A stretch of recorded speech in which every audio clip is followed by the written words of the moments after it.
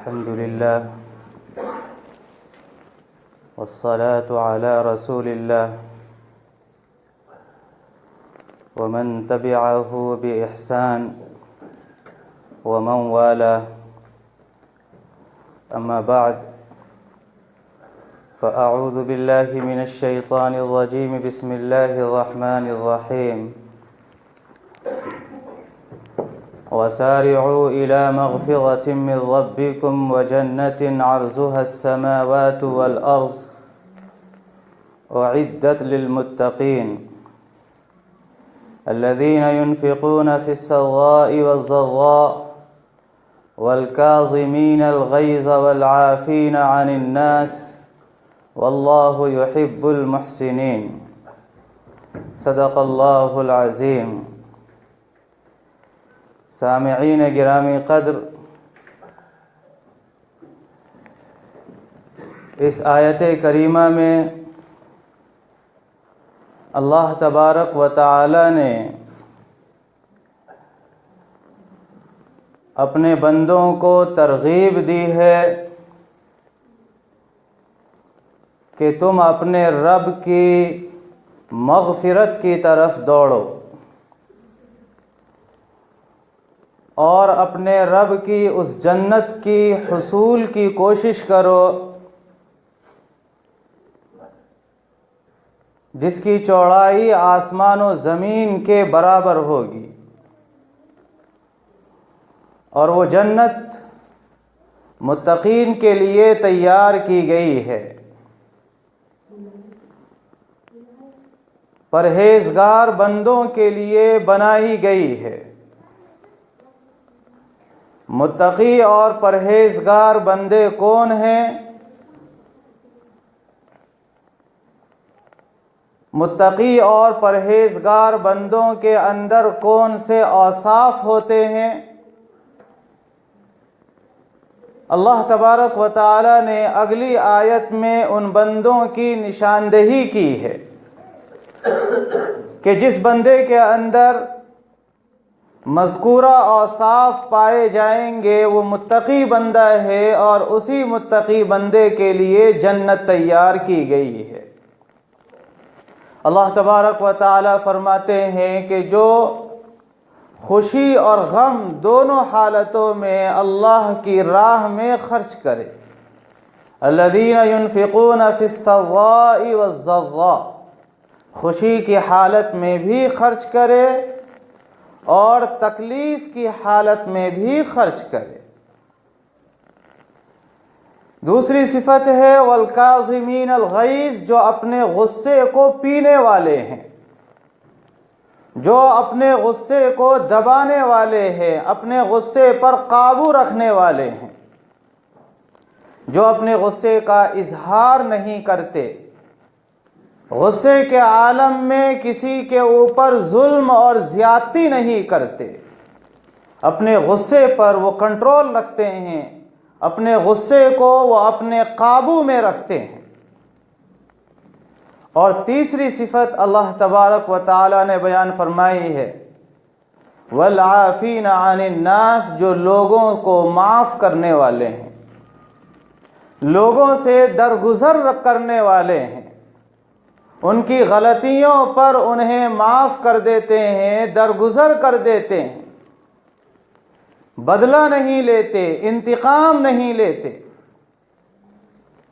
چاہے کتنا ہی بڑا نقصان کیوں نہ ہو جائے، چاہے مال کا نقصان ہو جائے، چاہے ذاتی تکلیف پہنچے، تمام صورتوں میں وہ لوگوں کو معاف کرتے ہیں، لوگوں کو بخش دیتے ہیں، درگزر سے کام لیتے ہیں۔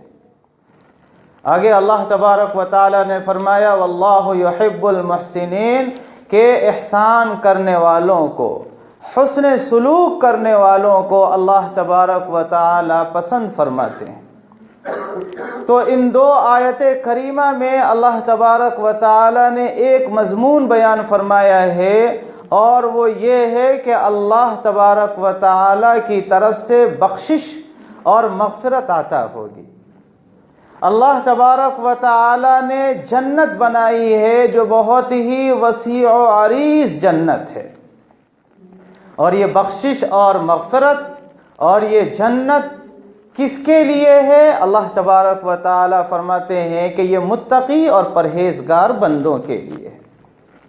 اور متقی اور پرہیزگار بندے کون ہیں؟ اللہ تبارک و تعالی نے ان کے اوصاف بیان فرمائے ہیں، اللہ تبارک و تعالی نے ان کی عادتیں بیان فرمائی ہیں، اللہ تبارک و تعالی نے ان کا عمل بیان فرمایا ہے کہ جو خوشی کے عالم میں بھی خرچ کرتے ہیں اور غم کے اوقات میں بھی اللہ کی راہ میں خرچ کرتے ہیں، جو اپنے غصے پر قابو رکھتے ہیں، جو لوگوں کو معاف کرتے ہیں، یہ وہ بندے ہیں جو متقی ہیں، یہ پرہیزگار بندے ہیں، یہ حسن سلوک کرنے والے بندے ہیں، یہ اللہ تبارک و تعالیٰ کے پسندیدہ بندے ہیں، یہی متقی ہیں، یہی پرہیزگار ہیں۔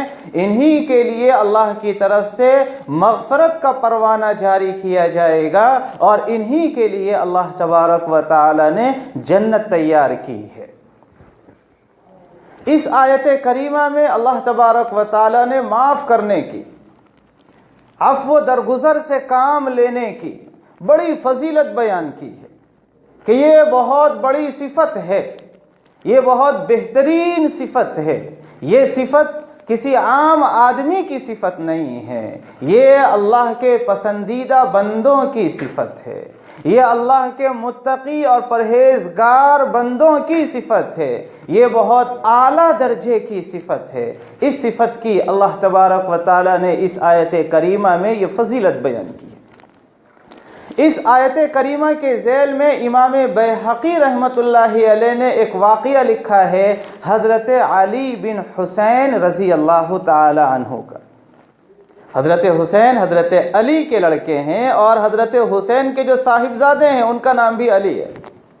عرب میں ایسا بکثرت ہوتا ہے اور ہمارے یہاں بھی ہوتا ہے، ابا کے نام پہ یا دادا کے نام پہ اپنے بچے کا نام رکھتے ہیں۔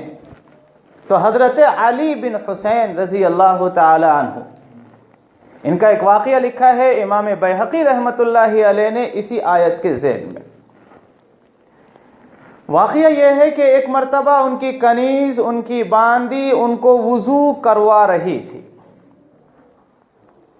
وضو کرانے کے دوران اس کے ہاتھ سے برتن چھوٹ گیا، جس سے پانی بکھر گیا اور پانی ان کے کپڑے کے اوپر بھی گر گیا، ان کے جسم کے اوپر بھی گر گیا، ان کے کپڑے تر ہو گئے، ان کا جسم بھیگ گیا۔ نوکر کی طرف سے، خادم کی طرف سے، غلام یا باندی کی طرف سے کبھی ایسی اگر حرکت ہو تو غصہ آ جاتا ہے، چنانچہ ان کو بھی غصہ آنا طبیعی تھا، غصہ انہیں آ گیا۔ کنیز نے یہ احساس کر لیا کہ حضرت علی کو غصہ آ چکا ہے۔ یہ کنیز چونکہ معمولی کنیز نہیں تھی، شیخ سعدی کا آپ نے یہ مقولہ پڑھا ہوگا، صحبت صالح ترا صالح کند، نیک لوگوں کی صحبت اختیار کریں گے تو نیک بن جائیں گے۔ پہلے کہتے تھے کہ لوگ علماء کی مجلس میں بیٹھ کر آدھے عالم بن جاتے تھے، تو یہ حضرت علی کی کنیز ہیں، حضرت علی کی باندی ہیں۔ ان کی صحبت سے انہیں کیا کچھ نہیں حاصل ہوا ہوگا۔ انہوں نے فوراً یہ آیت تلاوت کی، جو آیت میں نے آپ کے سامنے تلاوت کی ہے، الذین ينفقون فی السراء والضراء والکاظمین الغیظ۔ جب اس نے یہ آیت تلاوت کی تو حضرت علی کا غصہ بالکل ٹھنڈا ہو گیا۔ پھر اس کے بعد اس نے آیت کا اگلا ٹکڑا تلاوت کیا، والعافین عن الناس۔ حضرت علی نے فرمایا کہ میں نے تمہیں دل سے بھی معاف کر دیا۔ یہ موقع بہت اچھا تھا، آیت کا استحضار اور اللہ تبارک و تعالی کے کسی حکم پر عمل کرنے کا یہ وقت تھا۔ ویسے تو حضرت علی ہوں، حضرت حسین ہوں، صحابہ ہوں، صحابیات ہوں، تابعین ہوں، وہ سب ہر وقت اللہ کی آیتوں پر، اللہ کے حکم پر عمل کرتے ہی تھے۔ لیکن کبھی کبھی موقع آتا ہے کہ انسان جذبے میں کچھ زیادہ ہی اللہ کی راہ میں خرچ کر دیتا ہے، اللہ کی راہ میں وقف کر دیتا ہے۔ چنانچہ اس باندی نے بھاپ لیا اور اس آیت کا اگلا ٹکڑا تلاوت کیا، واللہ یحب المحسنین۔ اللہ تبارک و تعالی حسن سلوک کرنے والوں کو پسند فرماتے ہیں۔ حضرت علی نے فرمایا کہ میں سمجھ گیا کہ تم نے آیت کا یہ ٹکڑا کیوں تلاوت کیا، جاؤ تم آج سے آزاد ہو۔ اس نے کام کیا کیا تھا؟ کام اس نے غلط کیا تھا، غصہ دلانے والا کام کیا تھا، لیکن نتیجہ کیا ہوا؟ اسے اتنا بڑا انعام ملا کہ آزادی حاصل ہو گئی۔ آزادی اس دنیا میں اسلام کے بعد یا ایمان کے بعد سب سے بڑی نعمت ہے۔ اللہ تبارک و تعالی نے انسانوں کو آزاد پیدا کیا ہے۔ انسان کا یہ بنیادی اور فطری اور الہی یہ حق ہے کہ انسان آزاد رہے اس دنیا کے اندر۔ تو غلاموں کے لیے، کنیزوں کے لیے، باندی کے لیے یہ بہت بڑا انعام تھا۔ اتنا بڑا انعام حضرت علی بن حسین رضی اللہ تعالی عنہ نے اپنی باندی کو دیا۔ اسی آیت کے ذیل میں حضرت مفتی شفیع رحمت اللہ علیہ، مفتی اعظم پاکستان نے امام ابو حنیفہ رحمت اللہ علیہ کا ایک واقعہ لکھا ہے۔ امام ابو حنیفہ رحمت اللہ علیہ بہت بڑے تاجر تھے، کپڑوں کی تجارت کیا کرتے تھے۔ وہ ایک مرتبہ بازار سے گزر رہے تھے، کسی شخص نے سرے بازار، سرے عام ان کو برا بھلا کہا، ان کو گالیاں دی، طعنے کسے ان کی شان میں۔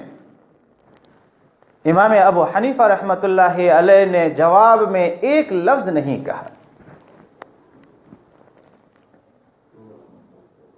قرآن کریم میں سورہ فرقان میں اللہ تبارک و تعالی نے رحمان کے بندوں کی صفت بیان کی ہے، وَإِذَا خَاطَبَهُمُ الْجَاهِلُونَ قَالُوا سَلَامًا۔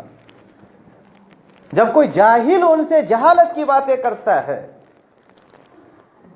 تو یہ جو رحمان کے بندے ہیں، جو اللہ کے بندے ہیں، اس کی جہالت کا جواب نہیں دیتے، بلکہ کہتے بس سلام ہو۔ سلام کا مطلب یہ ہے کہ اس سے رخصت ہو جاتے ہیں، اس کے پاس سے ہٹ جاتے ہیں۔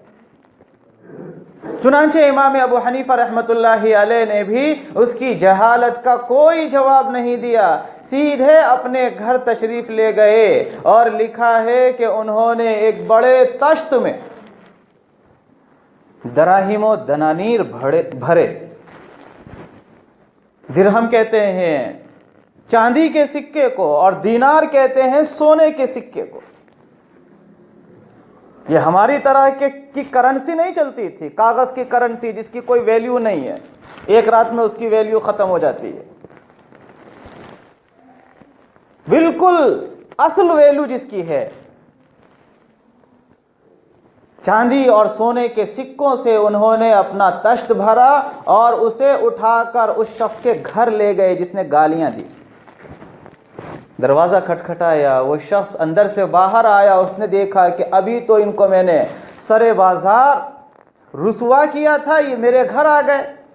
حضرت امام ابو حنیفہ رحمت اللہ علیہ نے وہ تشت ان کی طرف بڑھایا اور یہ کہا کہ آپ نے بڑا احسان کیا میرے اوپر، اس لیے میں یہ ہدیہ اور تحفہ آپ کی خدمت میں پیش کرنا چاہتا ہوں۔ آپ نے مجھے گالیاں دے کر، آپ نے مجھے برا بھلا کہہ کر اپنی بہت ساری نیکیاں مجھے دے دی، یہ جو نیکیاں مجھے دی ہیں یہ انمول ہے، ان کا کوئی مول نہیں ہے، کوئی قیمت نہیں ہے ان کی، لہذا میں یہ حقیر ہدیہ، حقیر تحفہ آپ کی خدمت میں پیش کرتا ہوں۔ کہتے ہیں کہ وہ شخص اتنا شرمندہ ہوا کہ امام ابو حنیفہ رحمت اللہ علیہ سے نہ صرف اس نے معافی مانگی بلکہ امام صاحب کی شاگردی اختیار کی. امام صاحب کے حلقہ درس میں وہ بیٹھنے لگا اور امام صاحب کے بڑے شاگردوں میں اس کا شمار ہونے لگا. اتنا علم امام صاحب سے اس نے حاصل کیا. ایک آخری واقعے پر، حدیث میں ایک واقعہ ہے، اس پر میں اپنی بات ختم کرتا ہوں، وقت پورا ہو رہا ہے. حضرت انس بن مالک رضی اللہ تعالیٰ عنہ فرماتے ہیں کہ ایک مرتبہ نبی پاک صلی اللہ علیہ وسلم مسکرائے. ہم نے پوچھا کہ یا رسول اللہ اس کی کیا وجہ ہے؟ کوئی ایسی بات مجلس میں نہیں ہوئی ہے جس سے مسکرایا جائے، لیکن آپ مسکرائیں کیوں؟ نبی پاک صلی اللہ علیہ وسلم نے فرمایا کہ اللہ تبارک و تعالیٰ کی بارگاہ میں کل قیامت کے دن دو لوگ پیش کیے جائیں گے. جب حساب و کتاب ہوگا، وہ دونوں آپس میں جھگڑ رہے ہوں گے. اللہ تبارک و تعالیٰ ان سے پوچھے گا کہ تم آپس میں کیوں لڑ رہے ہو؟ ان میں سے ایک کہے گا کہ یا اللہ، اس نے میرے اوپر ظلم کیا ہے، مجھے بدلہ چاہیے. اس کے پاس جتنی نیکیاں ہیں وہ ساری نیکیاں مجھے چاہیے. اللہ تبارک و تعالیٰ فرمائیں گے کہ اس کے نامہ اعمال میں ایک بھی نیکی نہیں ہے جو تمہیں ملے، پہلے سے ہی یہ خالی ہے، اس کے نامہ اعمال میں ایک بھی نیکی نہیں ہے. وہ بندہ کہے گا کہ یا اللہ، میرے نامہ اعمال میں جتنے گناہ ہیں وہ سب اس کے اوپر ڈال دیے جائیں. حدیث میں آتا ہے کہ نبی پاک صلی اللہ علیہ وسلم یہ فرما کر رونے لگے. پھر اس کے بعد آپ صلی اللہ علیہ وسلم نے فرمایا کہ اللہ تبارک و تعالیٰ فرمائیں گے اس بندے سے جو مطالبہ کر رہا ہے کہ ذرا اپنی نگاہ اٹھاؤ، اوپر ذرا دیکھو. وہ اوپر دیکھے گا، وہ کہے گا کہ یا اللہ، یہ تو سونے کا پورا ایک شہر ہے، اس میں سونے چاندی کے محلات ہیں، جس میں ہیرے موتی جڑے ہوئے ہیں. یہ تو کسی نبی کا مقام ہوگا، صدیق کا مقام ہوگا، یا کسی شہید کا مقام ہوگا. ہم وہاں کیسے پہنچ سکتے ہیں؟ اللہ تبارک و تعالیٰ فرمائیں گے کہ یہ اس شخص کو ملے گا جو اس کی قیمت ادا کرے. وہ کہے گا کہ یا اللہ، اس کی قیمت کیا ہے؟ اللہ فرمائیں گے کہ اس کی قیمت تم بھی ادا کر سکتے ہو. اس کی قیمت یہ ہے کہ تم اپنے بھائی کو معاف کر دو. وہ فوراً کہے گا کہ یا اللہ، میں نے اپنے بھائی کو معاف کر دیا. اور اللہ تبارک و تعالیٰ فرمائیں گے کہ اپنے بھائی کا ہاتھ پکڑ کے دونوں جنت میں داخل ہو جاؤ. تو معاف کرنے پر، کسی کی غلطیوں کو درگزر کرنے پر اللہ تبارک و تعالیٰ اتنا بڑا مقام و مرتبہ دیتے ہیں. لہذا ہمیں بھی یہ صفت اختیار کرنی چاہیے جو اللہ کی صفت ہے، اللہ کے نبی کی صفت ہے، اولیاء کی صفت ہے، صحابہ کی صفت ہے. یہ صفت جب ہم اختیار کریں گے تو معاشرے میں امن ہوگا، محبت ہوگی، آپس میں بھائی چارگی ہوگی. ایک جگہ قرآن کریم میں اللہ فرماتے لا تستوی الحسنہ ولا السیئہ، اچھائی اور برائی دونوں برابر نہیں ہو سکتی. ادفع باللتی ہی احسن، تم جواب دو ایسے طریقے سے جو اچھا طریقہ. فَإِذَا الَّذِي بَيْنَكَ وَبَيْنَهُ عَدَاوَةٌ كَأَنَّهُ وَلِيٌّ حَمِيمٌ، اگر تم نے یہ معاملہ اختیار کیا، اچھے انداز میں جواب دینا شروع کیا، اچھا معاملہ اختیار کرنا شروع کیا، تو جو تمہارا دشمن ہوگا وہ تمہارا جگری دوست بن جائے گا. فَإِذَا الَّذِي بَيْنَكَ وَبَيْنَهُ عَدَاوَةٌ كَأَنَّهُ وَلِيٌّ حَمِيمٌ. ایک آخری آیت میں اپنی بات ختم کرتا ہوں، بہت ہی اہم آیت ہے. اللہ فرماتے ہیں وَلْيَعْفُوا وَلْيَصْفَحُوا، دیکھو میرے بندو، معاف کرو، درگزر کرو، لوگوں کو معاف کرو. جو تم پر ظلم کر رہا ہے، ظلم کے باوجود معاف کرو. الا تحبون، کیا تم نہیں چاہتے ان یغفر اللہ لکم، کہ اللہ بھی تمہیں معاف کرے کل قیامت کے دن؟ الا تحبون ان یغفر اللہ لکم، کیا تم چاہتے ہو کہ اللہ تمہیں قیامت کے دن معاف کرے؟ اگر یہ چاہتے ہو تو دنیا میں تم لوگوں کو معاف کرو. وآخر دعوانا الحمد للہ رب العالمین.